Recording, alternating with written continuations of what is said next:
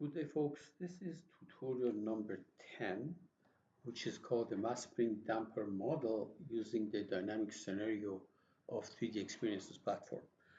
This tutorial goes into a playlist which is labeled as dynamic scenario animation in 3DEXPERIENCE. Now, it's the first time that I'm using a spring. So basically, I have a vibration of a block on the right side attached to a spring and fixed on a wall. And there is a constant load of 100 Newton is applied to the right hand side. Now, uh, I'll mention a few things about how we're going to model this thing. First of all, the stiffness of the spring is given here, and initially I will not do any damper, so I will do a free vibration, undamped free vibration, and then I come back. Actually, not free vibration, undamped forced vibration, and then I come back and add damping. Okay. Uh, when I do this thing later on, I add the damping. This is the value of the damping coefficient I'll be using now. The mass is 40 kilogram, and you'll see how I specify the mass later on because it's kind of tricky the way this particular application is written in 3DEXPERIENCE. Therefore, we'll talk about this thing later on. And the load is 100 Newton, constant load of 100 Newton. And I'm assuming that this distance between the block and the wall is 0.5. In reality, this distance is not critical. However, I put down 0.5 here. I'm going to model it like that because I want to bring to your attention something when it comes to post-processing later on. Okay. Now, the block is assumed to be 0.1 or 10 centimeter on each side. Okay. It's a standard problem in a vibrations course. Damping is 0, K is given, M is 40, and F naught is 100. You can actually find the natural frequency and omega n, and if you invert it, you get the period of oscillation, undamped oscillation, free oscillation. And then if there is damping, which there is none here, and of course it's omega d is going to be omega n. And the solution, you will see that it will actually be something like that. Now remember, zeta is 0 because there is no damping. However, if I plot x of t alone, which you're going to find in the vibrations books, standard vibration books, you're assuming that the x is measured from the equilibrium position, wherever it is. But when it comes to plotting this in the 3DEXPERIENCE later on after you run it, it's not the displacement that's plotted, it's the position that is plotted. Therefore, the position starts at 0.5, and then on top of that, you add this thing that comes from vibrations. Later on, when I come back and do damping, all I have to do is change the damping value. Everything is going to be the same. And when you plot it, you're going to be getting something like that. We'll do this thing later on. Okay, let's go ahead and make this thing. I'm going to start with assembly. Okay, insert the wall, insert 3D part. I'm going to call this thing the wall.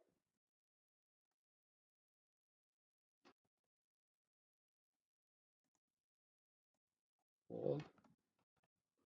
All right, let's go make it.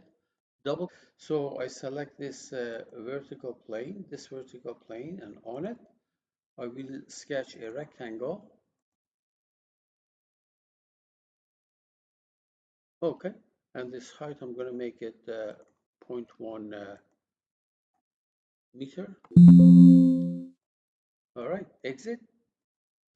I'm going to pad it by 0.1. So that's going to be the wall. While I'm here, I'm going to create a point in the wall at the center of this square. So just point. And for the method that you make the point, use the center of gravity. For the center of gravity, select that face. If you select the whole pad, it's going to be the center of gravity of the box, but I want the center of gravity of this face, which notice that it's created right there. Good. All the way to the top, and insert the second part, insert 3D part. Oops, try it again. Insert 3D part. Okay, let me change the name to be the block.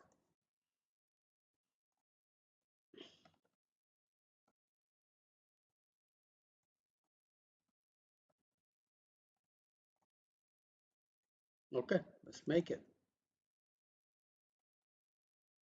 On that same vertical plane, I will sketch a square or rectangle. I'm going to dimension this thing to be 0.1 and this thing to be 0.1. Exit. Well, actually, I want it to be exactly 50, 0.5 meter from these two edges. So another dimension from that edge, which happens to be, as you can see on the vertical axis here, I want this thing to be 0.5. Okay. So when I plot stuff later on, vibration, it starts at 0.5 and then vibrate to the right of this. Okay, exit. And then pad it by 0.1 so that I get my block. Now, while I'm at it, I'm going to create a point right at that face, a point, once again, center of gravity, and I select that face so that it creates it right at the centroid or center of gravity of this. Very good. All the way to the top. And why don't I fix this thing? Fix this thing. Fix the wall by engineering connection. Good.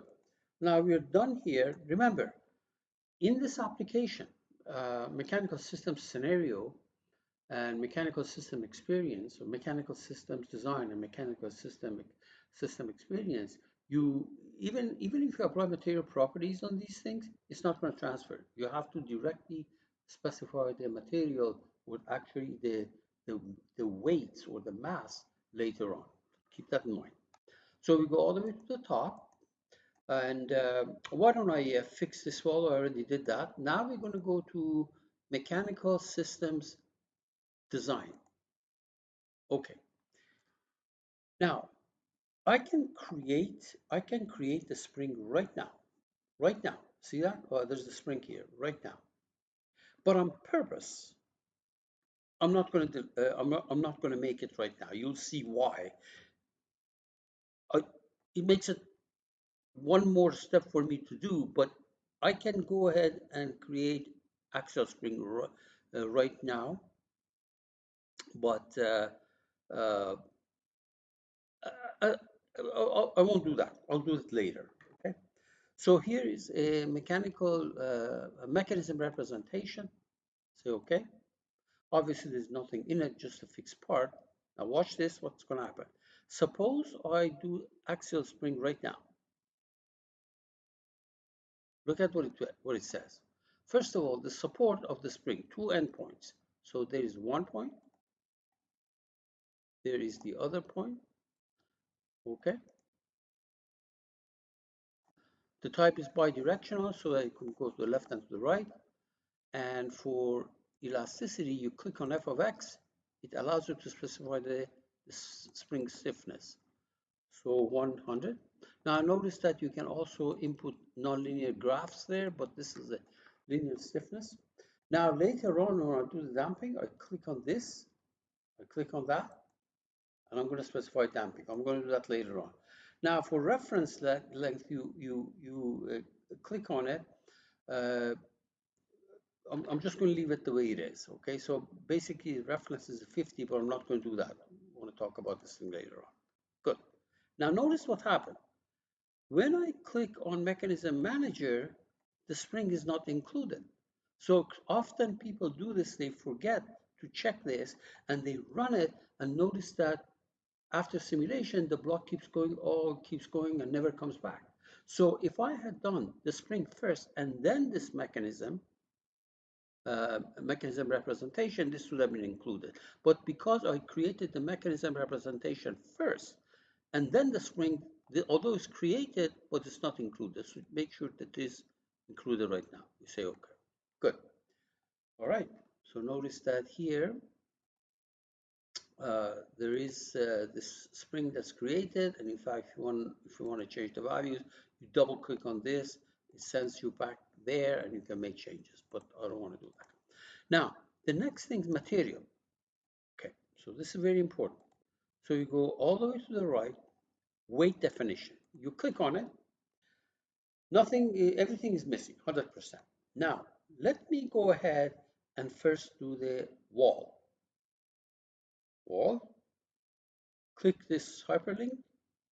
Now the wall does not move, but you still have to put the material on it, or the weight on it. In fact, I might have said something else in one of the earlier tutorials, which I said is unnecessary. I don't think that is the case. But anyway, you're going to put it. Now, notice that right now it's all zero. If I click on this box, it's going to make use properties of steel. You click on it, okay? So this particular wall has that mass, and notice that these are eyes that are specified based on the size of this and the mass specified. Now, in this case, of course, because this guy is not moving, it doesn't matter what I use. I just leave this thing the way it is. Say okay, just close it. No problem. Now I click on the block and click on this link. Okay, right now everything is zero. If you check this box, let me move this thing on the side. If you check this box, steel properties are put in there, 7.77 kilogram, and these are the values that are used. This is the IXX that's calculated based on the geometry and this weight, and of course it's divided by G, that's why it's this number. Now the point is this, I don't want 7.77 kilogram, I want 40 kilogram. So I'm going to left click on this thing, change it to 40. Now notice that as soon as I get out of the selection box, these numbers will change, and it's going to be roughly maybe 5-6 times bigger. So this is going to become 0.06 something or 0.07. You click on it, you see that? It changed. So it took this and used it as the forced mass meaning the mass that I want, not the density of the steel, and these numbers change. If these numbers are zero, it's not going to run. That's why I put steel properties on it. It calculates stuff based on the mass of the steel block. And then when I change this thing, it changes these things. And then we close it. And notice that the mass is 40 kilogram. Okay, and close this. Okay. In fact, if you click on this again, notice that it says 100% declared. Okay, good, good. Now, I'm not using the mass of this because that's going to be stationary later on. Then you're going to go to mechanical systems experience. Create a mechanism. Okay. We don't want to create a mechanism, actually. I didn't check that because the mechanism was already there. Let's apply our force law excitation. You click on it. Go here. First of all, the support is that whole box. The application point is right there. We're going to apply it here.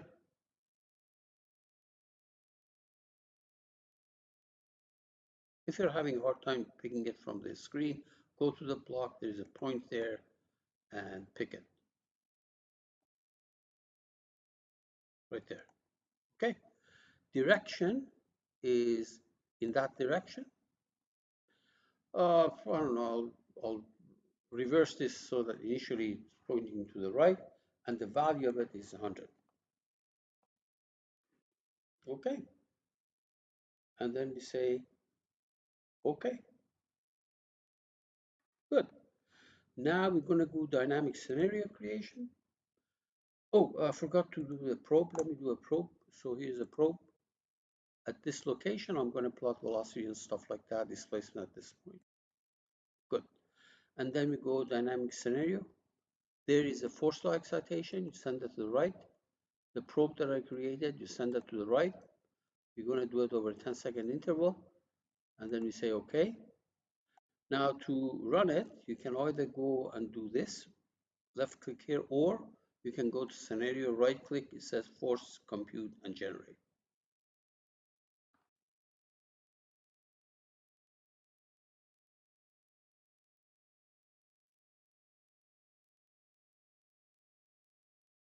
There was no damping here, remember.